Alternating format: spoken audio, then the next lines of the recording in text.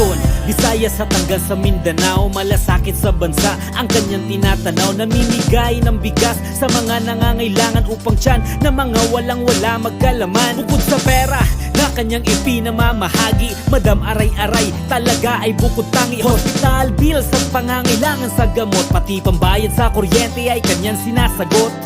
Kaya hindi kami nagkamali, tumutulong sa lahat, wala ang pinipili. Di may tatanggi, ikaw ang aming idolo. Ang mga sumusuporta ay hindi mo binigo. Kaya salamat at may isang Madam Aray-Aray na mabuting kalooban at handang magbigay sa mga kapuspalad nating kababayan. Inspirasyon ka sa iba at dapat tularan. Salamat Madam Aray-Aray sa kabutihan mong taglay, sa bawat pagtulong na walang kapalit, na nakapagpabago ng buhay. Malambot na puso mo sa bawat Pilipino'y napangiti, pagmamahal na tunay.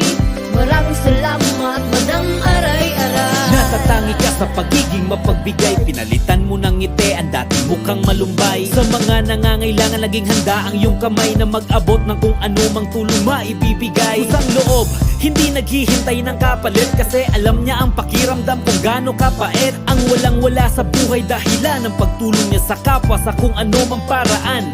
Kaya salamat Madam Aray-Aray sa bawat taos puso mong hatid na tulong sa aming lahat. Saan mang sulok ng bansa ang tulong ay mahahatid. Ngiti sa bawat nakatanggap ay di mababatid. Instrumento sa mga nangangailangan, sa mga kapatid nating lubog sa kahirapan. Kaya salamat sa kabaitan mong taglay, nag-iisa kang alamat Madam Aray-Aray. Salamat